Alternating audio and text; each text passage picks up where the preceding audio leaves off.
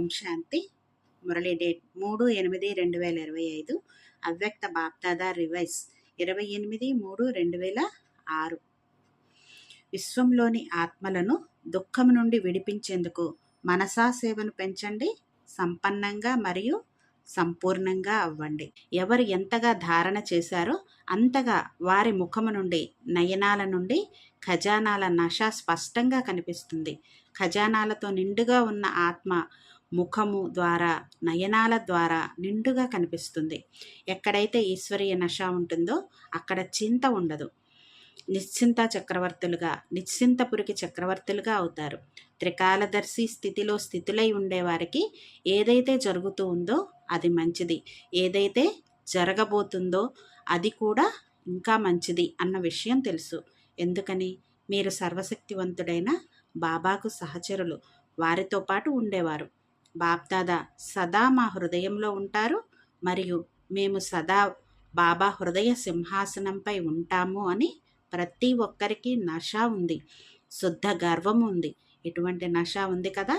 ఎవరైతే హృదయ సింహాసనాధికారులో వారి సంకల్పంలో కాదు కదా, కనీసం స్వప్నంలో కూడా దుఃఖపు అలా అంశ మాత్రం కూడా రాదు. ఎందుకని? వారు సర్వ ఖజానాలతో నిండుగా ఉంటారు. సేవ ఏదైనా కానీ, అది మనసా సేవ అయినా, వాచా సేవ అయినా, కర్మణా సేవ అయినా, మూడింటిలోనూ 100% మార్కులు ఉంటాయి. ఏ సమయంలో ఏ గుణము యొక్క అవసరం ఉంటుందో ఆ గుణము ముఖము, నడవడికలో ఎమర్జీ కనిపించాలి. పరిస్థితులు ఎటువంటివైనా కానీ గుణాలు ఏవైతే ఉన్నాయో ఆ గుణాలే ఎమర్జీ అవ్వాలి. ఒకవేళ సేవ చేస్తున్నప్పుడు సంతోషం మాయమైపోతే సేవా ఖాతా జమ అవ్వదు. సేవ చేశారు, సమయాన్ని వెచ్చించారు, కష్టపడ్డారు అంటే అప్పుడు కొంచెం శాతంలో జమ అవుతుంది. వ్యర్థంగా అయితే పోదు, కానీ ఎంత శాతం జమ అవ్వాలో అంత జమ అవ్వదు. మీరు క్షణంలో లైట్ హౌస్గా అయ్యి నలువైపులా లైట్ను వ్యాపింప చేయగలరా? ఈ స్థూల నేత్రాలు ఒక స్థానంలో కూర్చునే దూరం వరకు చూడగలవు కదా, వాటి దృష్టిని వ్యాపింప చేయగలవు కదా. అలాగే మీరు మూడవ నేత్రం ద్వారా ఒక స్థానంలో కూర్చొని వరదాత, విధాతగా అయ్యి నలువైపులా ఉన్న వారిని మీ దృష్టితో సంతృప్తిపరచగలరా అని బాబా అడుగుతున్నారు. నేను మరియు నాదికి సంబంధించిన హద్దులోని మోహము, నేను అన్న దాని గురించి స్పష్టంగా వినిపించాం కదా. హోంవర్క్ కూడా ఇచ్చాము. 2 నేనులను సమాప్తం చేసి ఒక్క నేనుని ఎంచుకోవాలి. అందరూ ఈ హోంవర్క్ను చేశారా అని బాబా అడుగుతున్నారు. సంగమ యుగ సమయం కూడా అన్నింటికంటే అత్యంత పెద్ద ఖజానా అని బాబా చెప్తున్నారు. అచ్చా, నలువైపులా ఉన్న పిల్లల పురుషార్థం మరియు ప్రేమను గురించిన సమాచారం, ఉత్తరాలు బాప్దాదాకు అందాయి. బాప్దాదా పిల్లల ఉల్లాస ఉత్సాహాలను చూసి ఇది చేస్తాము, అది చేస్తాము అనే సమాచారం విని సంతోషిస్తున్నారు. ఇప్పుడు ఏ ధైర్యమును, ఉల్లాస ఉత్సాహాలను పెట్టుకున్నారో వాటిపై పదే పదే అటెన్షన్ పెట్టి వాటిని ప్రాక్టికల్లోకి తీసుకురావాలి.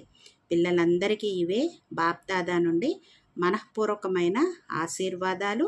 సంకల్పము, మాటలు మరియు కర్మలలో, సంబంధ సంపర్కములలో సంపన్నంగా అయ్యే నలువైపులా ఉన్న శ్రేష్ఠ ఆత్మలకు, సదా స్వదర్శనాన్ని చేసుకునే స్వదర్శన చక్రధారి పిల్లలకు, సదా దృఢ సంకల్పం ద్వారా మాయాజీతులుగా అయ్యి బాబా ముందు స్వయాన్ని ప్రత్యక్షం చేసుకునే వారికి మరియు విశ్వం ముందు బాబాను ప్రత్యక్షం చేసే పిల్లలకు, సర్వీసబుల్, నాలెడ్జ్ఫుల్, సక్సెస్ఫుల్ అయిన పిల్లలకు బాప్దాదా యొక్క ప్రియ స్మృతులు మరియు మనఃపూర్వకమైన కోటానుకోట్ల ఆశీర్వాదాలు మరియు నమస్తే నమస్తే.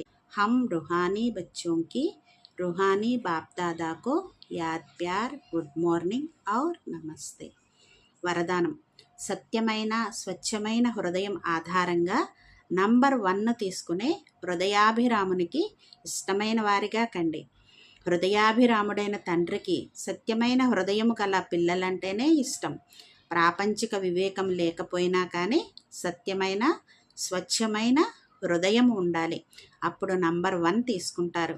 ఎందుకంటే బాబా ఎంత గొప్ప వివేకాన్ని ఇస్తారంటే, రచయితను తెలుసుకోవటం ద్వారా రచన యొక్క ఆది మధ్యాంతాల జ్ఞానాన్ని తెలుసుకుంటారు. కావున సత్యమైన స్వచ్ఛమైన హృదయం ఆధారంగానే నంబర్ తయారవుతుంది, అంతేకాని సేవ ఆధారంగా కాదు.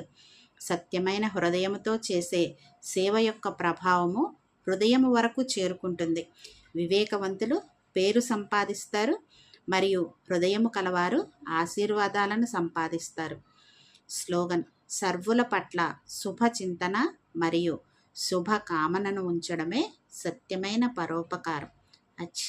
ఓం శాంతి.